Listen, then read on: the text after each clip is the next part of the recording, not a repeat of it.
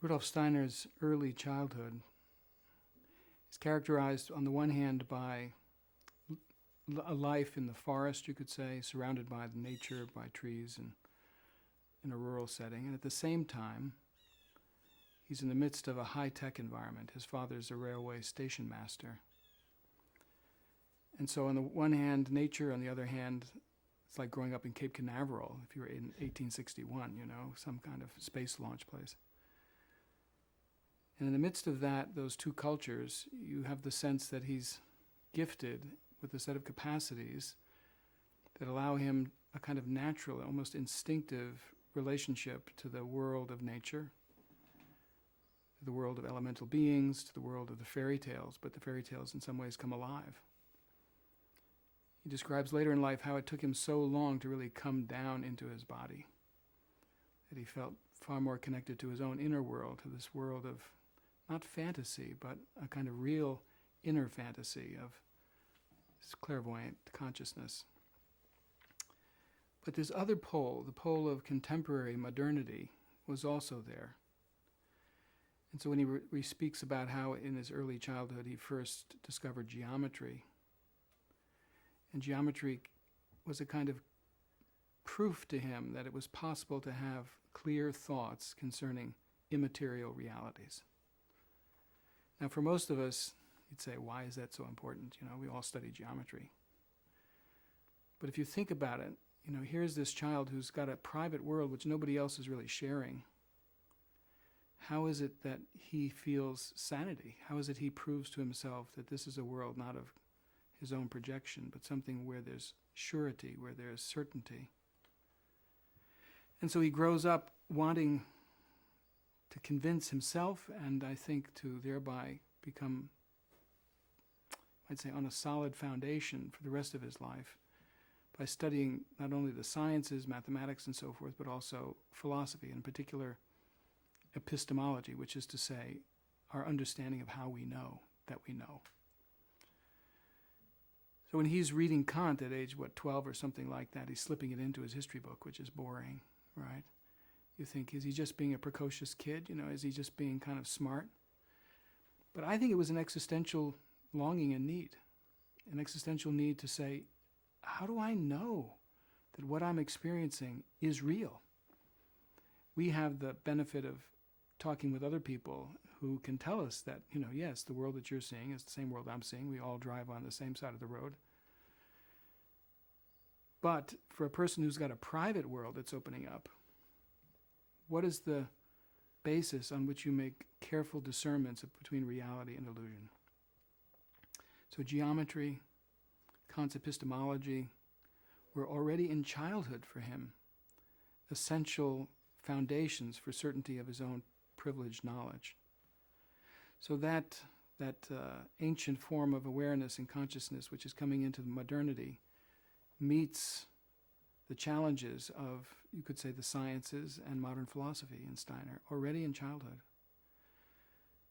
So I think the significance for me is less that he had these experiences. I think many children have those experiences.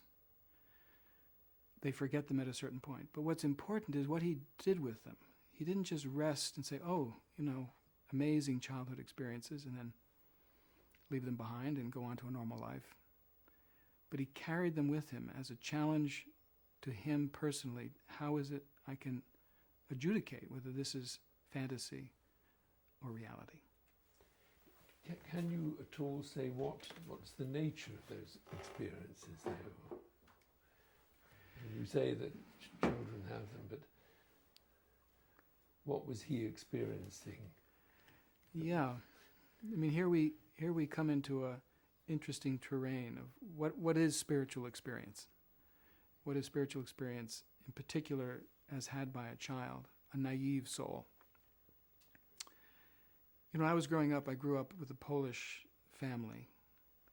And that Polish family consisted also of aunts and uncles and extended relatives and so forth, all of whom came from a peasant culture. In some ways, they were like children. They argued with each other, they had good fun, but also in their whole mentality, when I look at them, I think this is the way it has been for thousands of years. Illiterate, loving, prejudiced, all that. But also with a certain amount of atavistic clairvoyance, which is part of the family.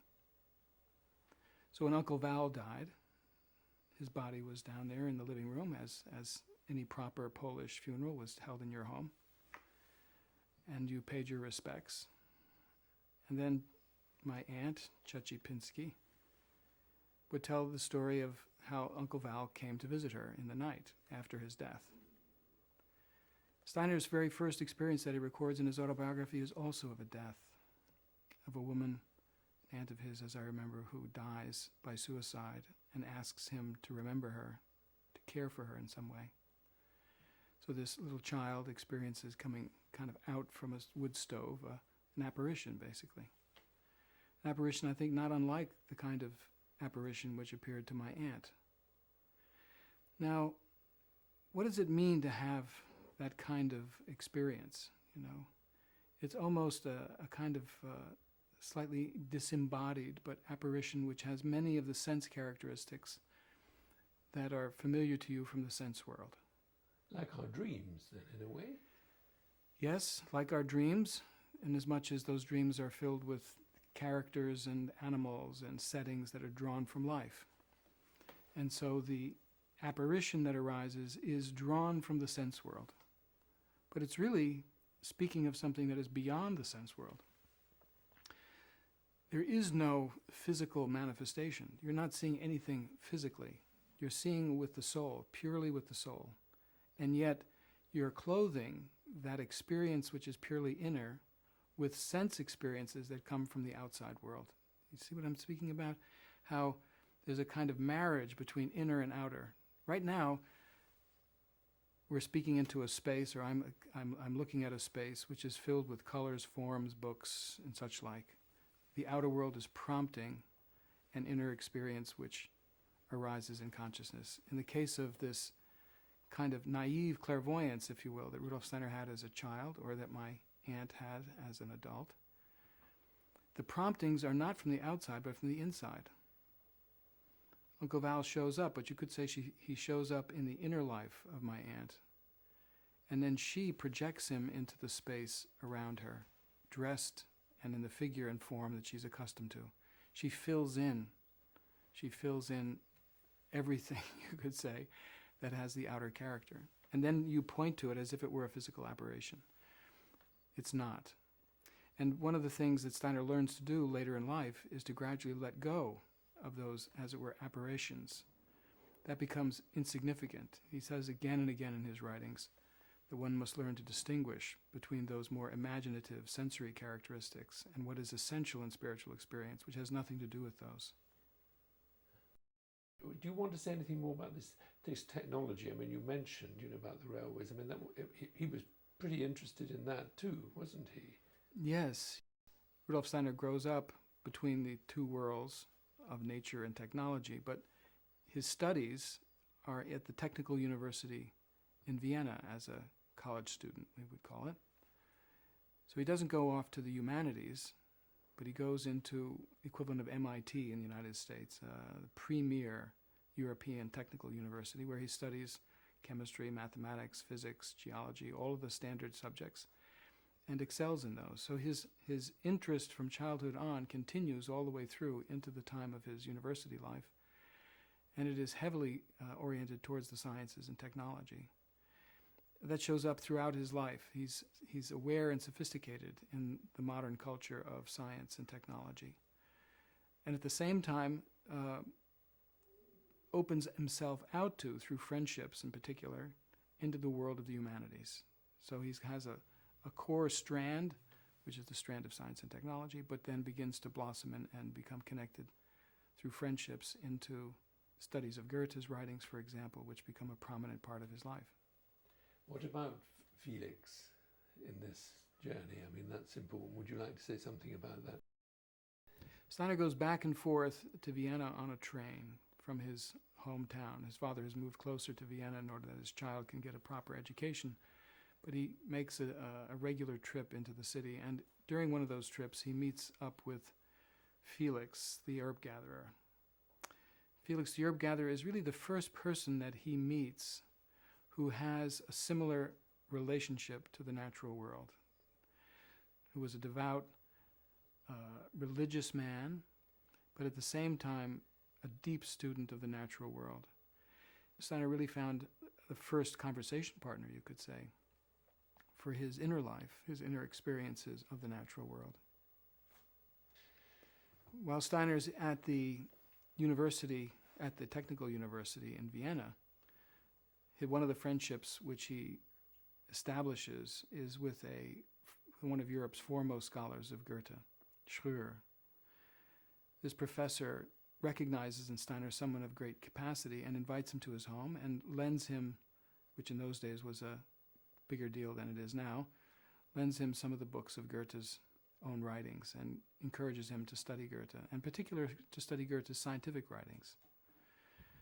Steiner does that with a kind of intensity that tells Schröer that here's a young man who has capacity not only to read and to understand, but actually then to end up editing Goethe's scientific works. And so first in a short edition and then in the great Weimar edition, Steiner is asked to edit these great works of science, scientific observation by Goethe.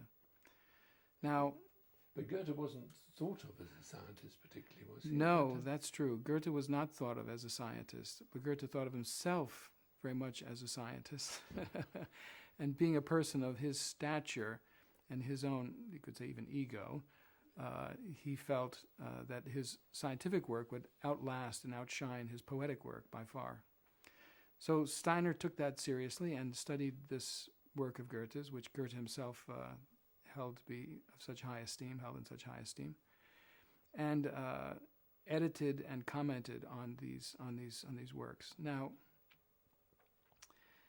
Goethe does provide a kind of transition, a foundation for a transition between, I might say, conventional day consciousness and what Steiner calls ultimately his spiritual science. That is to say, a way of engaging the world of spirit, the world of our own inner experiences, with as much surety and clarity as we do the outer world. And would be a bit of an undertaking to describe exactly how that works, but one of the great shifts in Goethe that one finds is the shift from a analytic and quantitative orientation towards the natural world.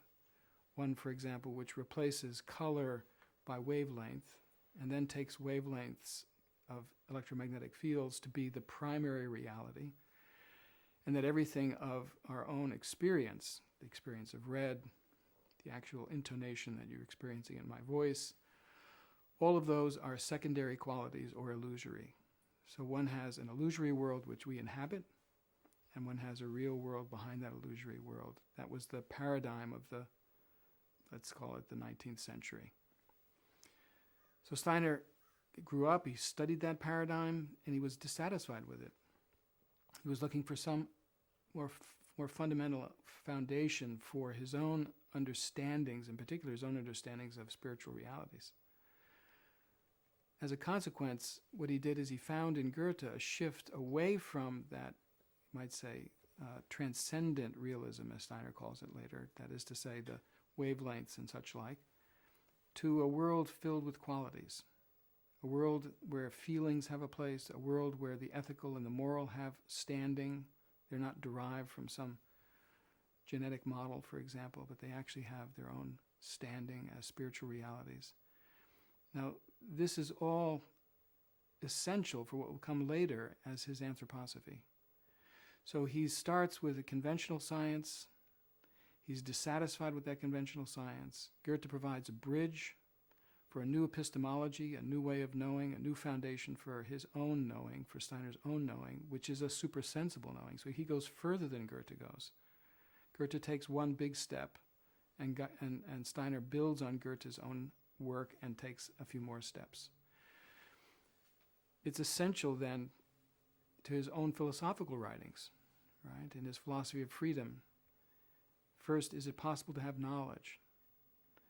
If it's possible to have true knowledge, is it possible to use that knowledge to become free?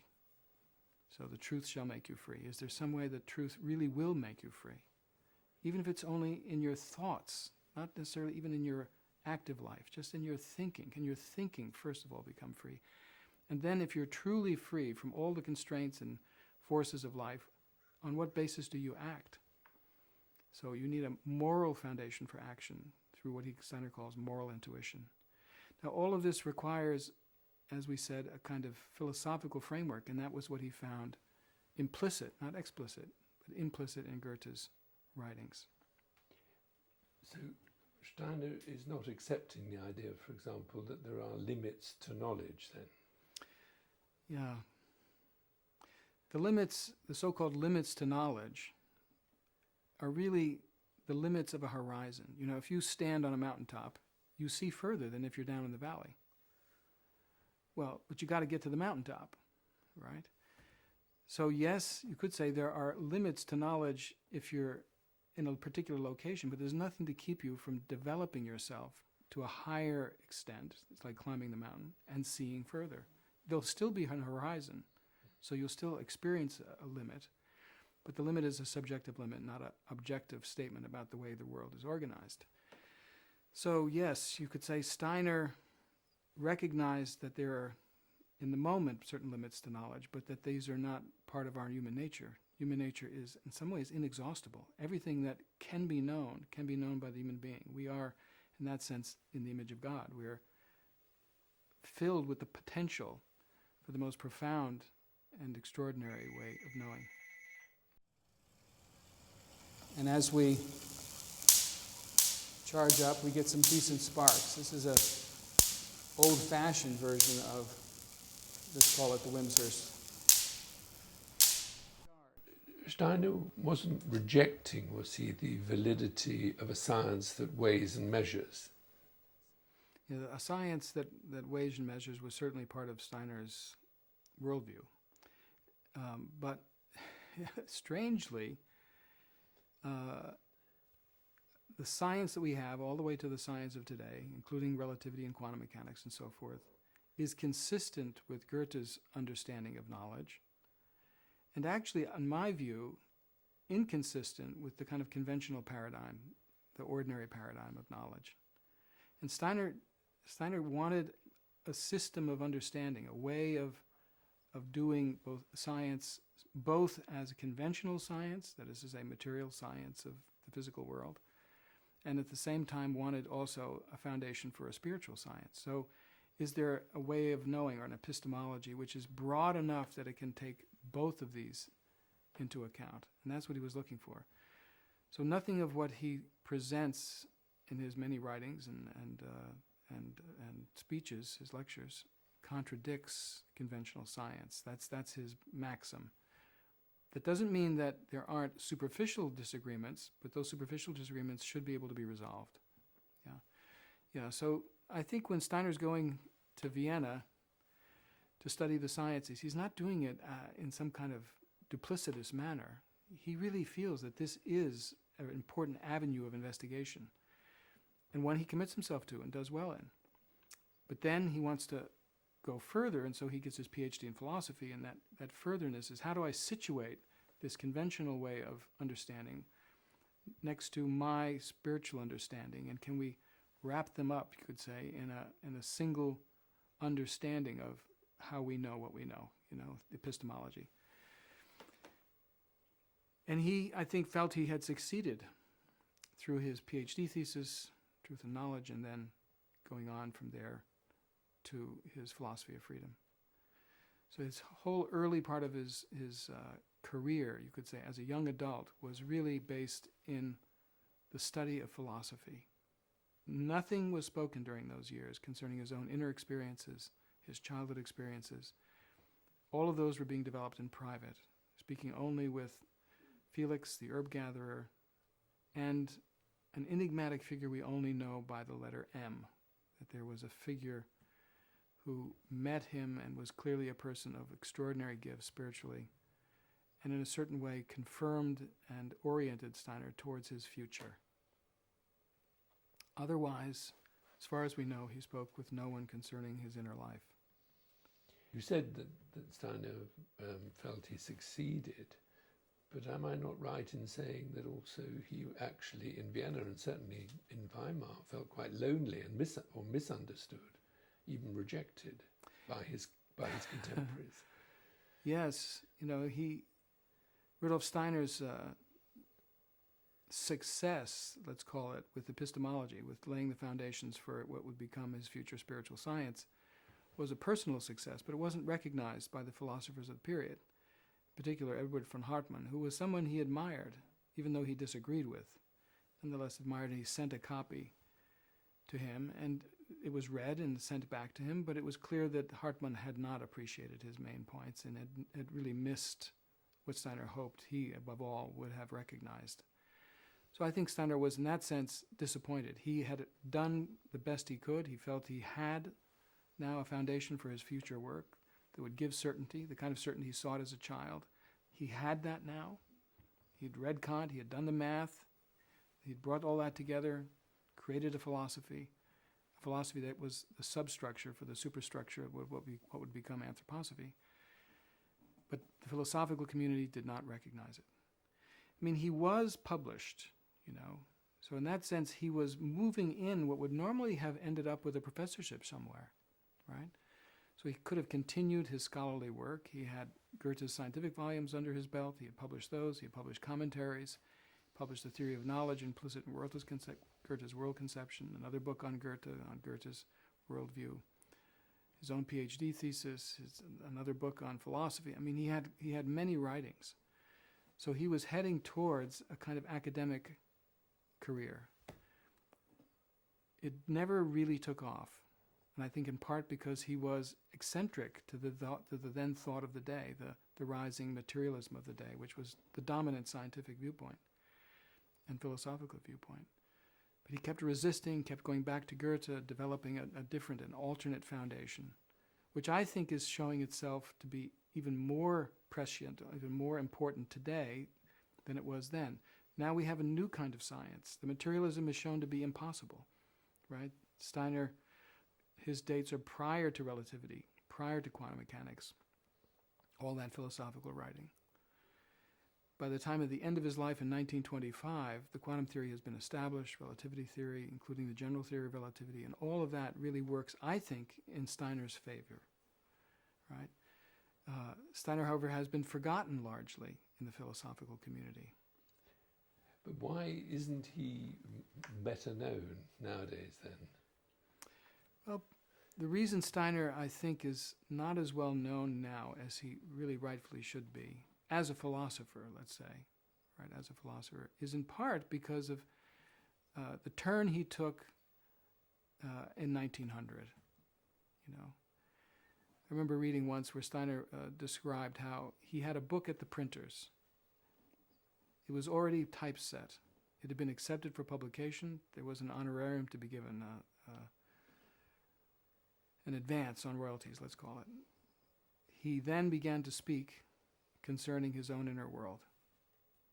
That book came back from the publisher with the check, so there could be no misunderstandings, and it was refused to be published by that same person.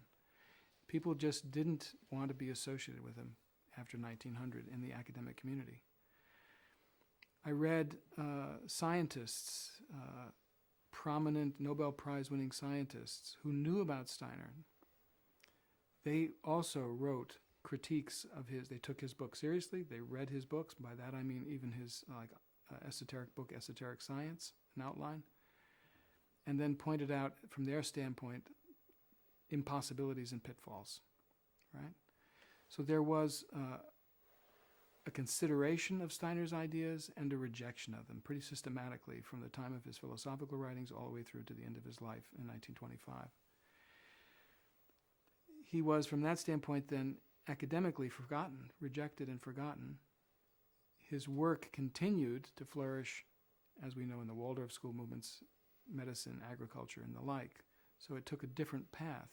But that which he had given so much effort to in the early part of his adult life, all the way through to around 1900, was kind of encapsulated, rejected by materialist philosophy and science of the period, set aside. And I think it's only really now, frankly, I think it's only really now that there's the possibility of resuscitating it and looking at it. And I think it's going to have to be resuscitated in a totally new language. I mean, it reads like a 19th century philosophy. It can't really be put forward that way. It has to take into account the latest scientific developments as well as the latest philosophical developments. So it will require someone with some stature in order to integrate Steiner's old ideas, which are increasingly of value, with a new modality of expression. I think that if that's done, it will again present a foundation for our future as, you could say, investigators and inquiring spirits into the worlds that Steiner wished. I'm not so convinced that people have much of an interest in philosophy, right? Even the word epistemology, it's a kind of non-starter, right? But this was, 25 years of Steiner's adult life, more or less from, say, his teenage years to when he was 40 years old. And yet, people don't care about it anymore.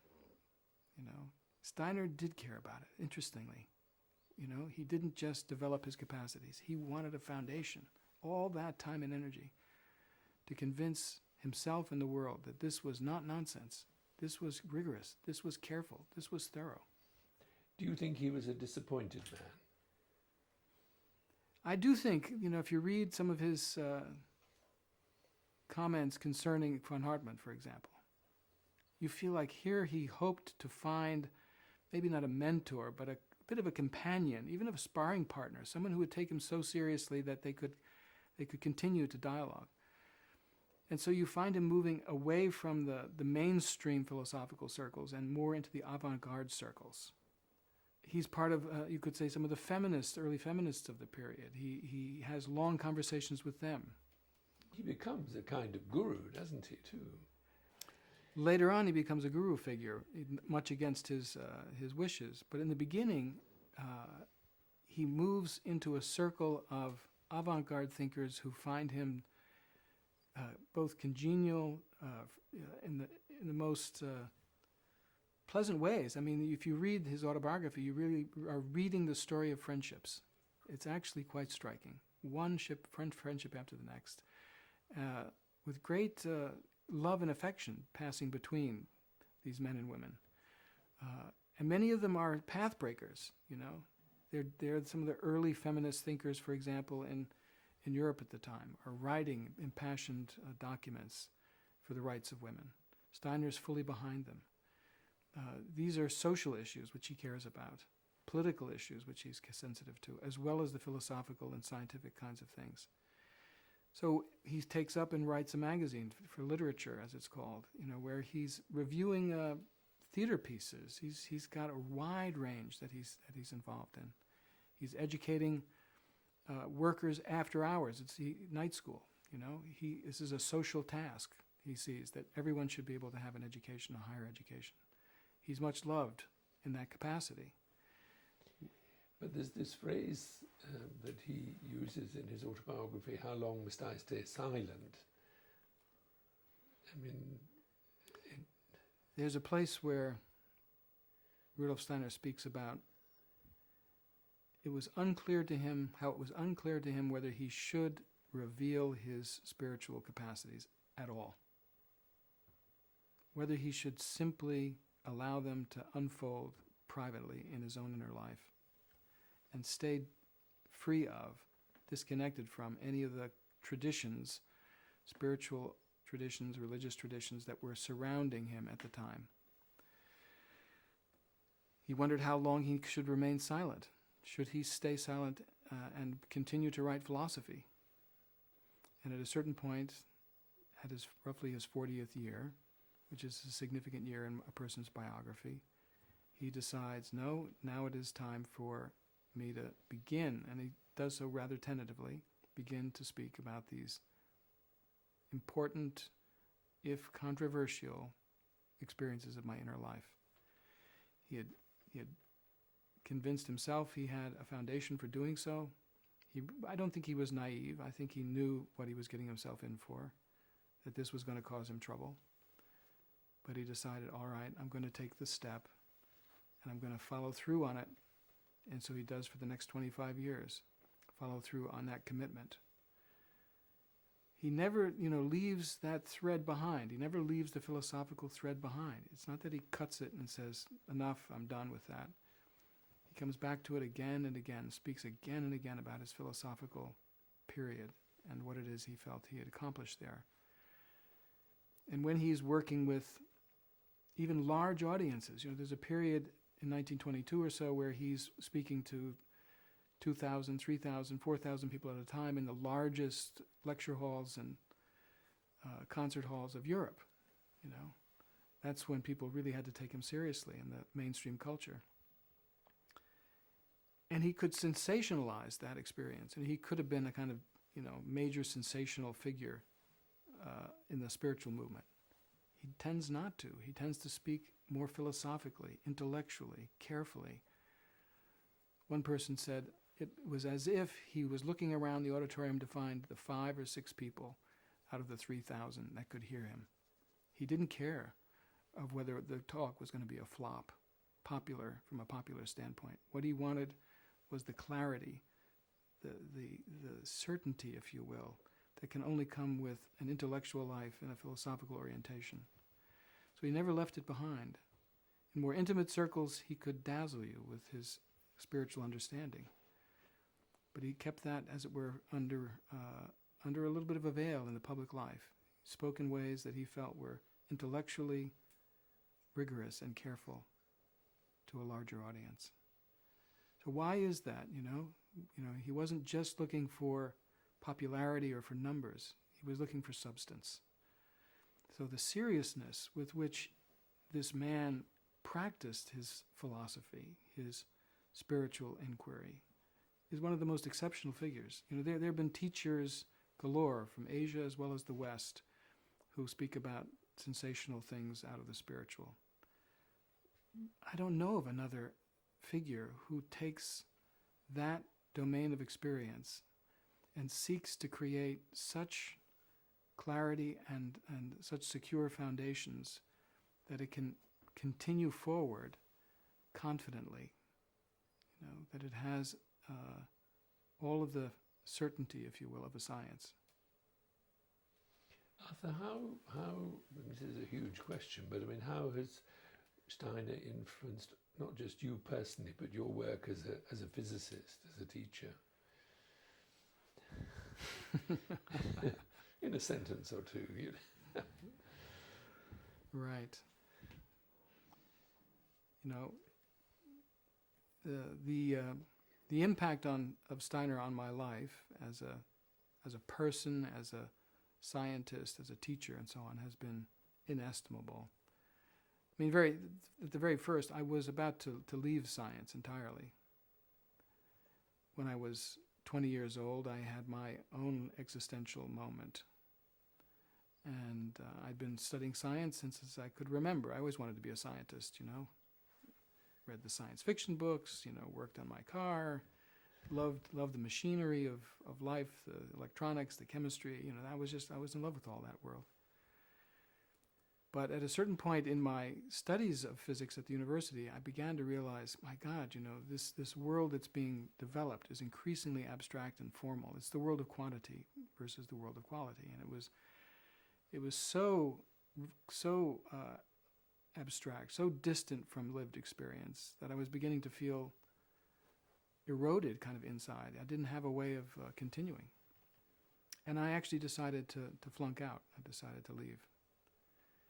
And it was only through a conversation with a physics professor who was also a student of Rudolf Steiner's. By that I mean he was a careful reader and student of the written and published work of Steiner. It was only through that conversation that I began to realize, but that for which I am seeking and yearning, which was not so clear to me, was kind of inchoate, was a kind of path inward that matched the path outward. In other words, the path into the outer world was science for me. The study of science, the laws of physics, in all its gory detail, right? All of that.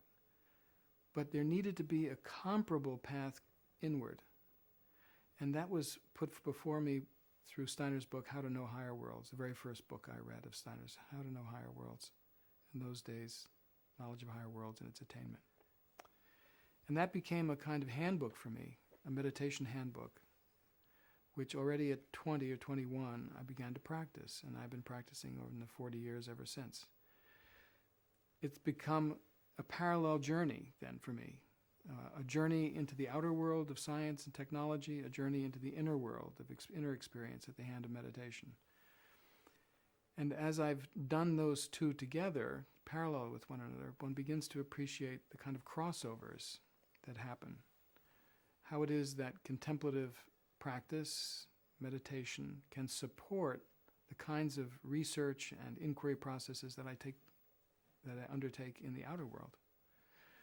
So on the one hand, they may start, as it were, parallel to one another, but they also begin then to weave their way back and forth.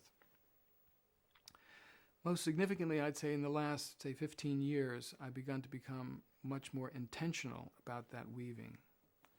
So in my pedagogy, especially in my interdisciplinary courses, I introduce not only analytic methods or the study of the material in the texts that we're reading and working with, but also reflective exercises, meditative exercises. And over the last 10 years or so, I've been very active in this development, and actually direct a center for contemplative mind in higher education. So, for example, we just had a conference with 140 people giving 65 papers on contemplative pedagogy, we now call it. That's a whole new development. It didn't exist 10 years ago. Even 5 years ago, it was just in its infancy. Now we have a movement of some thousands of people who are in the academy and are developing contemplative methods as methods of instruction, teaching and learning that support the growth, development, understanding that students have of their material. I take that to be a direct fruit of my own work back, 40 years ago, 30 years ago, where I was asking these questions for myself. How is it that meditation impacts my understandings of the natural world as I am as a scientist? Now that's taking place broadly. The other side of this influence of Steiner's on my own life as a scientist has been in the area of research. As soon as I had the opportunity to lay out my own research orientation, which came at Amherst College, I selected a research area which to me had, as it were, two sides to it. One side would be recognized by the public as being of value from a completely normal standpoint, but on the other side it would open up large questions, philosophical questions, even ethical questions. This is the area of what's called the experimental foundations of quantum mechanics, and I've done a number of experiments in there, a couple in particular that have become quite well known. One called delayed choice, that suggested by John Archibald Wheeler and others, and we were one of the first to do that experiment, and another one on the quantum eraser. Anyway, these are just experiments which probe what it means in the quantum eraser, what it means to make a measurement, what it means to make an observation, what it actually means to know something.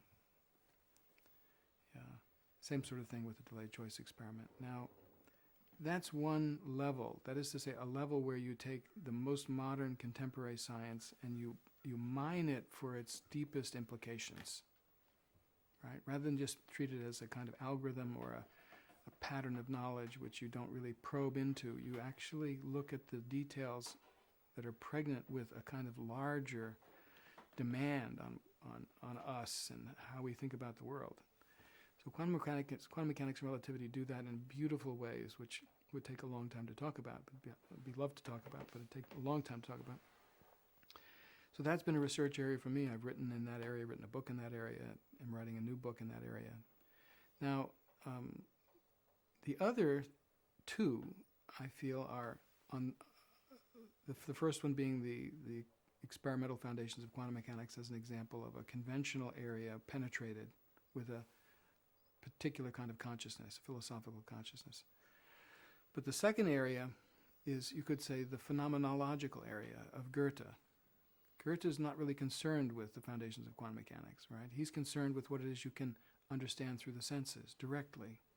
So the world of color, the world of the plant, the world of the skeleton, the world of mining, the world of clouds. All of these were fair game for him. All of these were fair game for his understanding, his scientific interests. And that's a very important domain, and one I've worked in also, especially in the color theory, and I've written articles and such like on Goethe's understanding of the color and my own understanding of color in the light of Goethe. So there's a whole domain of phenomenology there, where mechanism is not really of interest, where the patterns in the natural world are seen directly through what are called the archetypal phenomena. And then a third area is really the area that Steiner worked in primarily in his later life, from 1900 to 1925, namely the supersensible, which does require inner capacities of spiritual experience that allow one to have spiritual experience and to have it in a way which is disciplined and reliable. So that only arises through meditation. So one can inquire, it's what I call it, meditation as contemplative inquiry. One can inquire into the supersensible at any stage that one is at, if one takes the meditative life seriously enough. So I see them as three domains: a domain of conventional science penetrated with the philosophical mind, a domain of phenomenology given to the senses a la Goethe, and a domain of supersensible research that is epitomized by Steiner's work.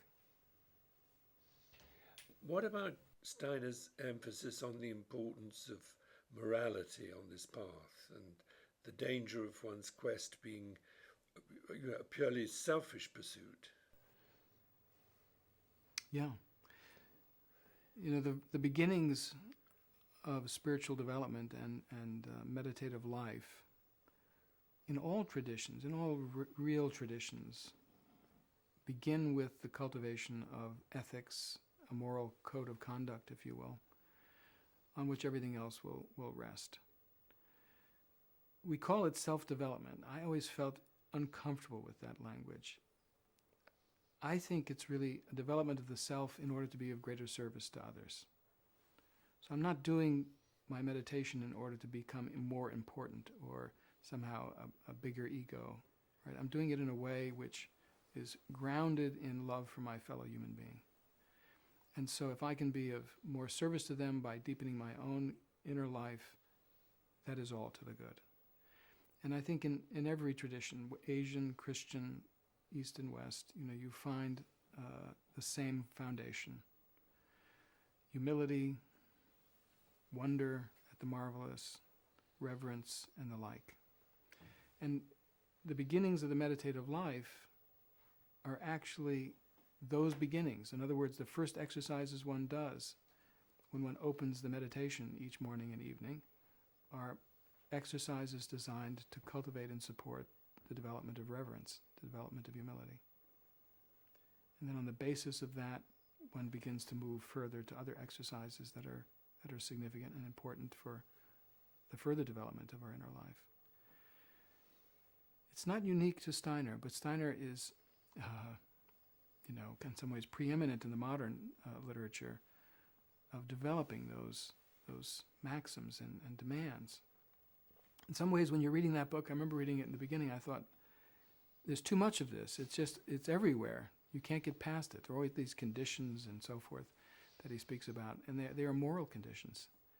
But then you realize it's so important that at every stage of the spiritual path that one is reminded of the moral foundations of what one's doing. That is critical.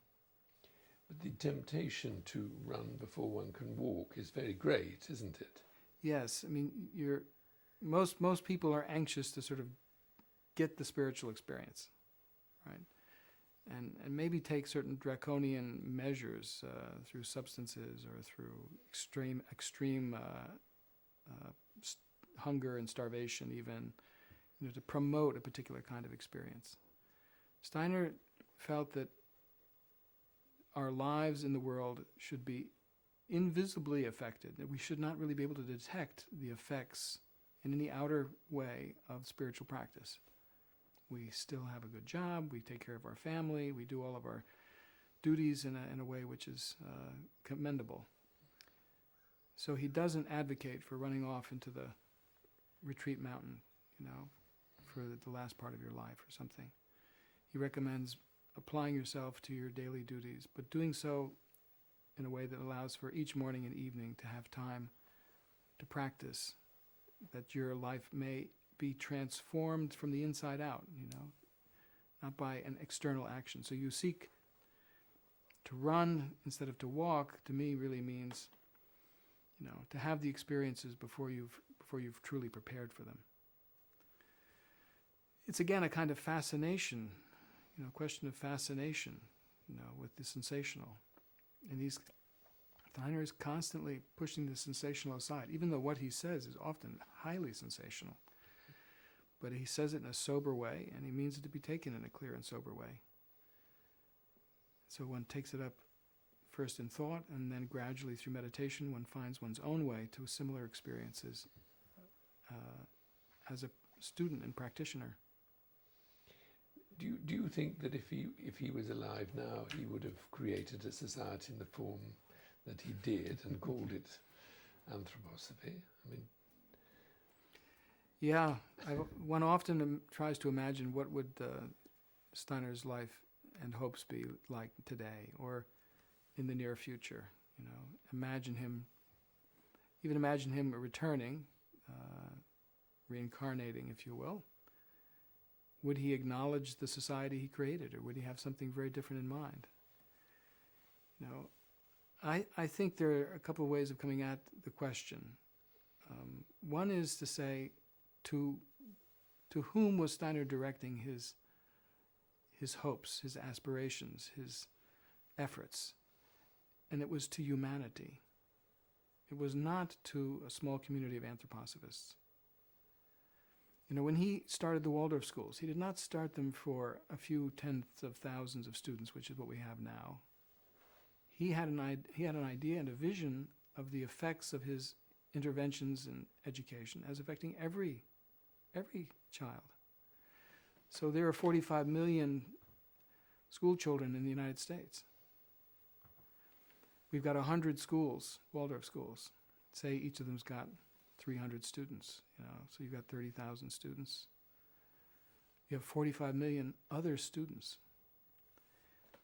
So it was never meant to be an enclosed community of practice or of belief or anything of that sort. It was meant to be a way of envisioning and understanding the world, oneself, that was to have the broadest possible impact. An impact that would help human beings generally. So I think, inasmuch as we have failed in that, and I think I speak as now somebody who loves this work of anthroposophy and also the society which has grown up, inasmuch as we have failed in really addressing humanity more generally and have addressed our own private concerns, Steiner would be disinterested in us if he came back. He'd say, what are you doing? You're self-absorbed. You're concerned about your own petty differences and similarities and all manner of things which have nothing to do with the human concerns of today. Wake up. Wake up. Turn to the issues that are of moment. Allow the things which are unessential to simply slide away. Don't worry about that. So the question is, what are the essential issues today? How do we prepare ourselves to really meet them?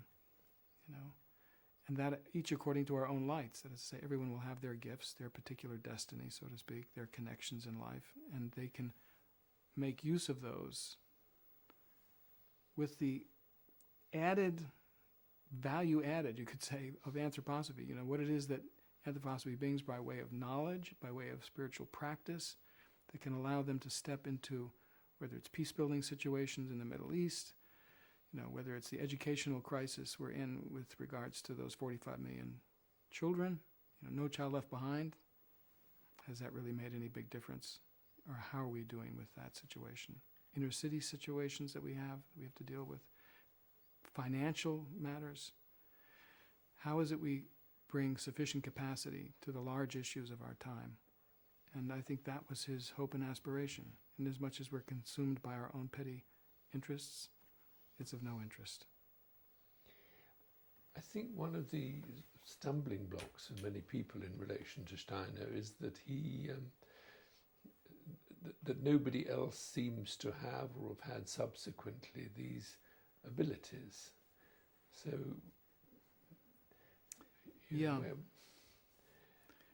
Rudolf Steiner was certainly a singular individual.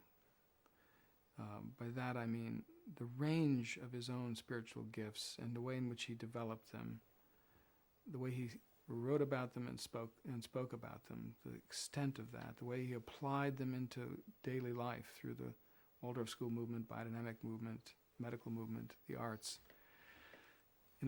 That's not going to happen again anytime soon. But that does not mean that there should not be, and in fact aren't, people who have taken some steps along that path. In my own modest efforts over these many years now, there have been moments of, you could say, clarity, meditative experience, which I count to be a certain kind of validation or verification of some of the things that Rudolf Steiner spoke about. I've met other people in my travels for whom these inner worlds have become increasingly real. Where, for example, experiences with those who have died, like those had by Rudolf Steiner as a child, where those become part of their lived reality. And so in modest ways, one begins to confirm the experiences that Rudolf Steiner speaks about and describes in his writings, spiritual writings. One begins to validate those oneself. And then there's, you might say, reason. If you begin to say, all right, I can validate it up to here, I can't go further, but I can introduce those ideas and concepts into my life, those things which Rudolf Steiner brings from out of a very much deeper spiritual understanding and experience.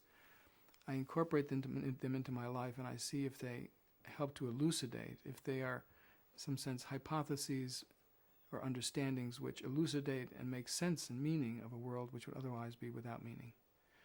So some things I can authenticate myself, other things I have to do by a kind of more indirect method.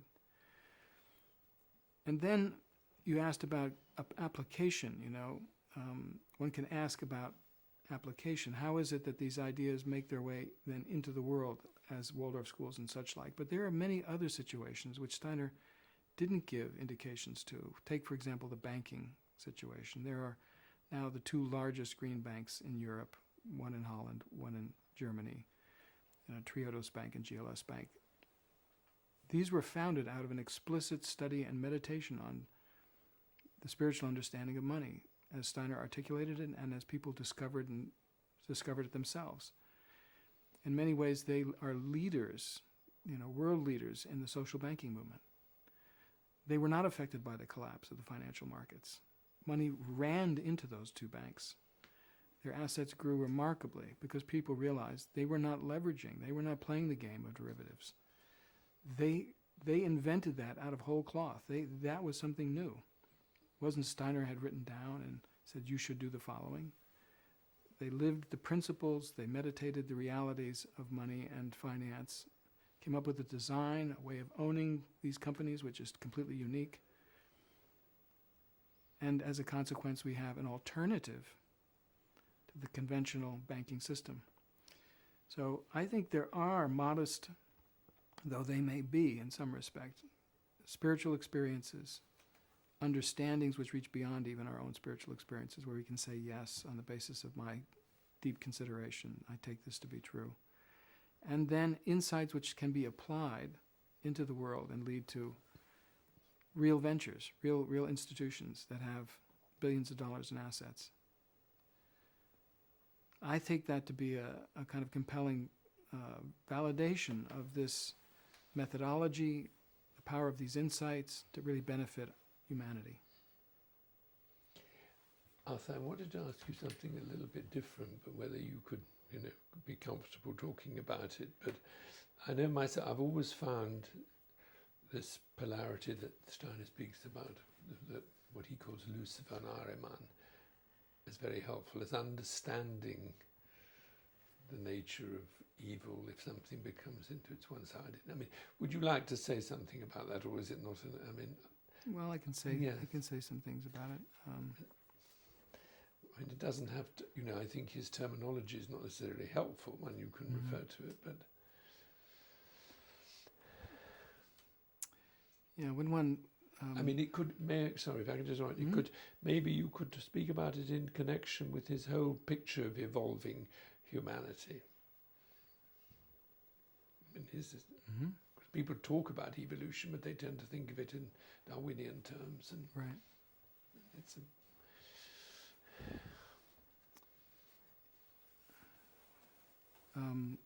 the development of the human being takes place, you could say, on two trajectories. One trajectory is something which is based, let's say, in the meditative life in particular, I think. Study, meditation, the application of those exercises which are meant to cultivate the individual human soul. So that's one line of self-development. But there's also a macroscopic or macro kind of development which takes place across many, many people, whole civilizations, over much longer periods of time. So think of the inflorescence of Greek culture, from the early pre-Socratics, all the way through Plato and Aristotle and so forth, and then the decline of Greek culture and the dominance of the Romans. So there's a flourishing that develops in a particular region. A certain group of people come together, and there's an extraordinary development. One finds it also in the Renaissance in particular places in Italy. One finds it in France during the Enlightenment. One finds it at various points. There's this wonderful cultural set of developments. In Rudolf Steiner's writings, he describes in many places how these transformations of cultures reflects a deeper evolutionary process, which is not a evolutionary process which is driven by Darwinian ideas, but is really an evolution of the mind, an evolution of consciousness. One sees it also in the sciences. Why is it the Babylonians have all the observations but have no geometrical theory of the universe? That has to wait for the Greeks. They have everything that they need. You could say from an academic standpoint, they have all the data, they have all the formulas, but they don't have any geometry. For the Greeks, geometry and the cosmos just go together. It's a shift in consciousness. Why is it algebra has to wait until it comes later? Later after geometry. There's a certain mental process that really matures and then is ready to think in those ways, it seems to me. So one finds in the arts, one finds in the sciences, one finds in, you could say, world history in a variety of ways, the image of these developments. Now, these developments can take place in a healthy way, but there are also aberrations that can take place. There are also extremes that can be undertaken, and one ends up with problems, not only individually, but also culturally. Rudolf Steiner speaks about these as having two poles, these two extremes. One pole is a pole which you could say is too bound to the earth. It denies the existence of spirit. It relishes and delights in a kind of material culture, technical culture, and forgoes largely any thoughts of what might be beyond this material and technical culture. The opposite extreme is one which appears to be, on the surface, far more spiritually oriented. That this world around us is largely delusional, is largely Maya, and that the only reality is the world of spirit, of light, and so forth, and that one makes one's way to that spiritual truth that is all around us. And one neglects the good earth, one often neglects one's family responsibilities, one often neglects the life that is actually given to us to be caring for, ethically, to care for. And so one stands between these two poles, each one of which has a certain element of rightness to it. That is to say, there is a material world, there is a material culture. It is important that we treasure and are attentive to this material culture. But if it becomes the only dimension of life, and we forget and truncate any spiritual dimensions to our own nature or to the world around us, then it becomes a deeply problematic aspect. By the same token, with the opposite, the world, let's call it of light, of spirit, of truth, and so forth, becomes a distorted truth. It's not a real truth. It's a kind of truth which has forgotten its connections to the earth. That the truths that bring insight into the human heart are meant to be of service to humanity. And that's been forgotten. And so we have a flight of fancy. We become essentially visionaries and delusional in that manner. Steiner, together with Aristotle, this is again not unique to Steiner, but together with Aristotle, advocated for a golden mean, that these two have their place, but they are held in balance by the human being, and that the proper development both of the individual and of our cultural epoch is to hold these two extremes, the extreme of, you could say, the forgetting of the spiritual dimensions of life and the commitments only to the material, and on the other side, the rush to fly into the candle flame, spiritual delight, to bring these back into balance through, I think, a kind of selfless act of love and service to humanity. Love will correct each of these in its own proper and suitable way. And then there's a life which can be led in balance. One strides forward, one makes use of the material culture, one makes use of, you could say, the light that shines into our lives, and they flow together into a kind of rainbow. I always think of the light and the dark coming together to form a kind of rainbow in the human being that becomes our life. This was, for Steiner, was it not the meaning of Christ, this middle path? Yes, that middle path that stands between these polarities was epitomized and fully accomplished by the Christ who incarnated for a little over 3 years, 3.5 years, and is exemplified also in a carving which Rudolf Steiner made called the Representative of Man, where one finds the figure, you could say, a figure of the Christ poised between beings who represent these two poles, beings that he named Lucifer for the light bearer, the being of light who would delude us into that pole of problem, and Ahriman, after the Persian god of darkness, for the other.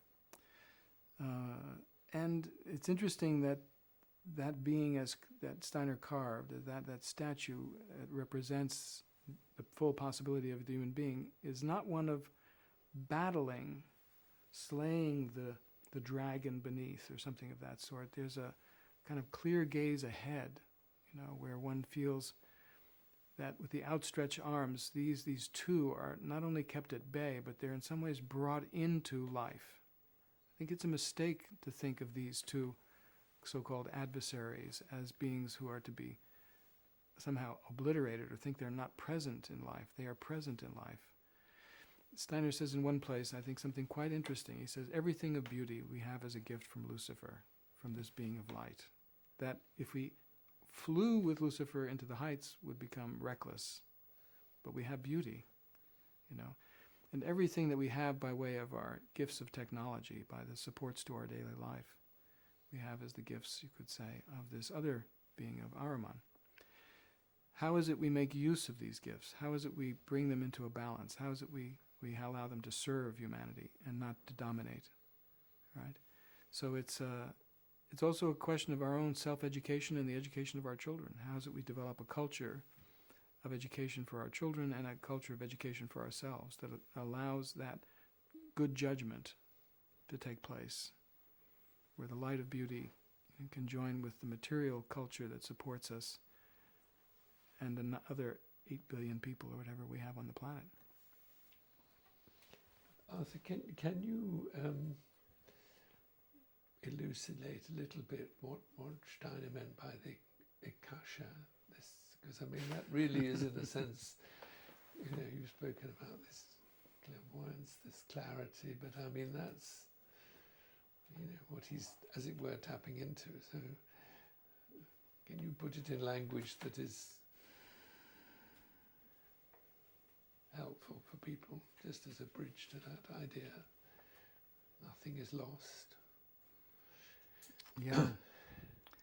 When we take up the question of history and looking back in time, we've generally been limited to either oral histories prior to the written word. So people would memorize the history of their own traditions, their native traditions, for example, and they would pass them down from one keeper of those histories to the next. And it was a sacred task to hold on to those words that memorialized the events of the past. And then with the invention of writing, the different cultures, whether it's Sumeria and subsequently, those histories were committed to a material medium, namely the written text. But they're both ways of trying to preserve a memory.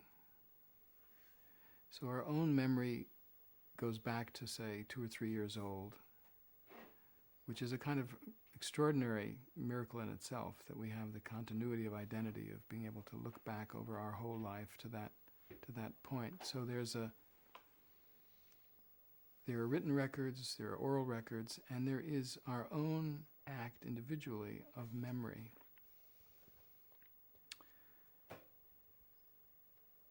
Now, when Rudolf Steiner's writing and speaking about the history of the world, he's interested not only in our individual memories, but you could say a kind of world memory.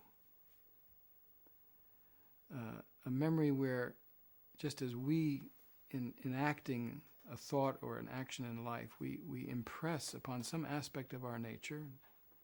Neuroscientists will locate it in certain places, Steiner will locate it in another, but basically we impress through that action, through those thoughts, through those words, something in our own nature which endures. And we can later direct our attention inwardly to that memory experience. We recognize it's not the real experience itself, but an echo of it, a memory of it, which can be quite vivid. We can perhaps see the situation. We can perhaps feel some of the feelings that arose during that situation. We might even hear a voice or a few words that we remember, and so on. So there's something in us which has taken up the impress of our lives, and to which we can return and direct our attention. What Steiner maintains, and here I'm just having to go with his own words on this. This is nothing I have had direct experience of. But he speaks of a cosmic memory or a world memory, a memory which is not connected directly to my own specific individual life and dies with me, but which continues through and gathers up the actions and thoughts of all individuals throughout time, right? Of all beings, indeed, throughout time. So there might be an individual in ancient Greece, Plato, listening to the words of Socrates, thinking a certain thought, having a certain emotion and feeling. From an anthroposophical perspective, it's possible to meditatively enter into a state of consciousness where one turns one's attention now no longer to my memory, my individual memory, but becomes so still and so quiet that one's able to turn one's attention to that world memory, that event in consciousness. It has to be an event in consciousness, right? That impresses itself into, you might say, a fine spiritual substance, a fine spiritual reality, such that the echo can always be found. It requires us learning how to direct our attention to that medium, if you will, and to those impresses, and then to rightly interpret what it is we are experiencing, all of which is very subtle and very complex. But if one does that, then there is the possibility of reading out from that record something of what it is that transpired during those periods. It also allows one to have a direct impression of the qualities of consciousness that were present in those periods. What was it like, not just to think a single thought, but what was the global characteristics of the consciousness of the ancient Greek or the ancient Babylonian or the ancient Indian cultures? We know something of our own consciousness and characteristics, but what was it like then, right? So one has certain events, certain consciousness, if you will, events that are memorialized, but one also has a character to the whole, which can be also read out, if you will. Arthur, what about Steiner? It's been said about him, and I think he said himself, that actually his most important mission was to bring to modern culture a relationship again to the idea of reincarnation and karma. Would you like to say something about that? Yeah. Yes. So Steiner spoke in 1912 about reincarnation and karma in early periods, about the possibility and indeed the reality of repeated earth lives. Interestingly, he found an audience which was ill-prepared to receive his ideas, his convictions concerning reincarnation and karma. But he felt it of sufficient importance that he continued to speak about it, especially towards the end of his life. Indeed, he spoke about it in ways that made it clear that this was one of the main tasks he felt he had, was to bring an appropriate and suitable idea of reincarnation and karma into the West in a way that could be heard by the Western individual. How did he do that? Now, there are a couple of ways he argued for this. One way was a certain way by analogy with evolution, Darwinian evolution, that there is an evolutionary process underway that goes on for many millennia that develops organisms. So he believed, as we now all believe pretty much, that the human being developed over a long period of time, and that human development took place under evolutionary forces. Let's just leave it at that. But what about the inner human being? That is to say, the soul spiritual human being. Is that somehow divorced from or left completely out of an evolutionary process? Or isn't there also an inner evolutionary process that mirrors the outer evolutionary process? And if that's going to happen, if that's going to take place, then there needs to also be a process by which the human being incarnates again and again into a sequence of, you could say, evolutionary moments that are sufficiently different one to the next, that the full development potential that the human being has can be served and addressed at each one of those moments.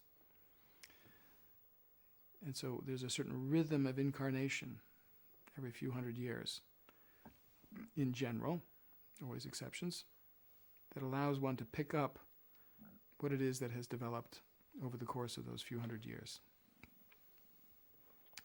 Now, that's the principle, all right? That there's an evolutionary drama that takes place physically, but there's also a spiritual evolutionary drama that unfolds and requires for that a reincarnation, a concept of reincarnation. I take it, however, that one of the most important teachings that he gives is not so much the teachings of the specifics of those reincarnational stories, which he gives, how it is that one individual metamorphoses into the next. But is it possible that we, through meditation, can also become convinced of the reality of reincarnation and karma? Can they become not only ideas that seem reasonable and that articulate a certain mystery about our own life, how we met certain people, the odd chance meetings and so forth, that become then interpreted in light of reincarnation and karma? Yes, but is it possible also to consider one's own life from the standpoint of this possibility and gradually become inwardly convinced out of a meditative experience that this is true?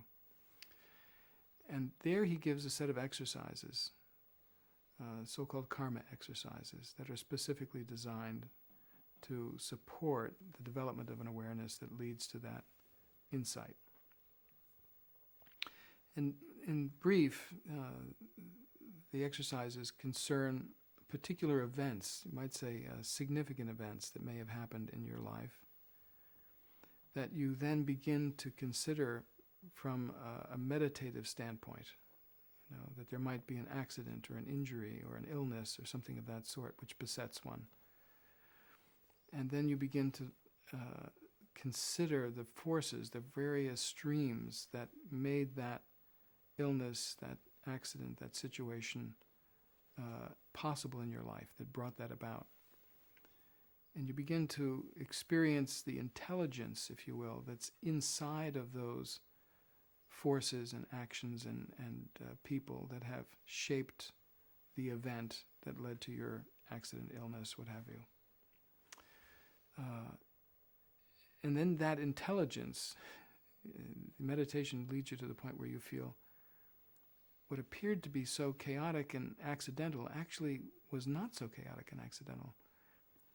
There's a concerted intelligence that's in some ways behind those accidents and incidentals. And you begin to realize the power of that to change your life. And then that becomes a sense of, you could say, a destiny or karma that you carry through your life. I think one of the greatest challenges that Rudolf Steiner poses to us today is a challenge that he lived with in his own life, namely the challenge to battle against sectarianism. Time and again, especially in the latter part of his life, you could feel the almost heartbreak in his situation, where his own movement that he had developed was becoming too self-enclosed, self-absorbed. And again, he wanted to find means by which his writings, the movement itself, could turn outwards. You know, the tradition in out of which he was working, the spiritual tradition out of which he was working, was one which had been in the past closed off. Think of the monasteries of Europe. You'd go into the monasteries and you'd lead a life of contemplation, vita contemplativa. And there were people outside in the cities, and they had the active life, the vita activa. And that was the European habitus. That was the way in which people thought. And so if you were committing yourselves to an earnest connection to the spirit and to spiritual practice, then that naturally led to a kind of enclosed form. But it's one, he said, that since the time of the French Revolution is no longer suitable. That since then we really need to break out and find a way of living both a life which is fully active and at the same time deeply contemplative. And that this is something which is available to every single human being on the planet. And so this work that he undertook, the work of bringing the outer and the inner together, of taking the active life and the contemplative life and working them together, is also a way of reaching beyond the monastery, you could say, beyond the seclusion, beyond the isolation, into the humanity, the public at large, towards humanity at large. And so one of the great challenges that we still live with today is to take that work seriously, to recognize that our friends in various other traditions of other spiritual striving, are karmically appropriate. There are reasons that those people are in those cultures and traditions, and they are bringing their own striving and wakefulness into those traditions. And inasmuch as they reach out towards each other, we're really serving our future, which is a non-sectarian future, one where we recognize the humanity in each other and seek to serve that humanity from the depths of our own being. And I worry about that. I worry that we have, in some ways, forgotten that mandate. It was difficult in Steiner's time. He worked hard, especially in the last years of his life, to overcome it. I still feel the shadow of that sectarianism today within our movement. But I also recognize individuals throughout the entire movement who carry that spirit of non-sectarianism with them and seek to practice it. But that sectarianism that you're speaking of, that's not peculiar to anthroposophy, is it? Sectarianism is a pathology that's rampant everywhere, right? It's the tendency towards privilege. You know, you privilege your own view above all other views. You then take that as a mandate to somehow dominate those who are of lesser importance or understanding. it's what's behind a lot of the acts of genocide and ethnic cleansing and so forth, is a sectarianism. You know, my religion versus your religion, my ethnicity versus your ethnicity. It's pernicious in the most extreme ways. It's just one of the fundamental pathologies of our time. It's interesting, you know, if you go back 1,000 years or so, it was a different situation. You know, everyone had their valley, had their little enclave. They didn't travel so much, you know. Nowadays, we are a globe, a single humanity. It's simply the case, right? I've traveled extensively. My students travel all over the world without giving a thought to it. We have to bring that quality of openness and non-sectarianism everywhere we go now, because the cultures we meet are different than our own. The habits of their own thoughts, their own practices, and so forth are different than our own.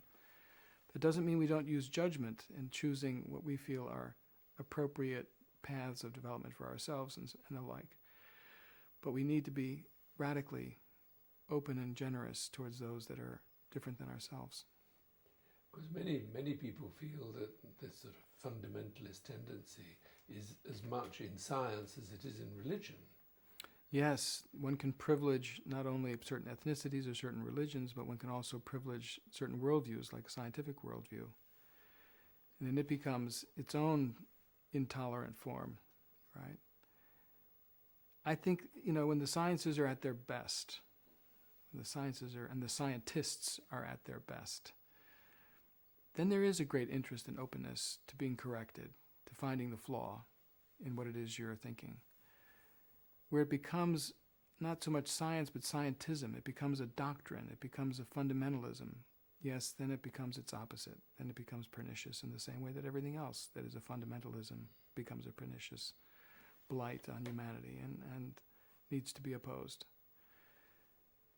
And I feel like part of the work I have in science is to hold it open, is to keep breaking it open.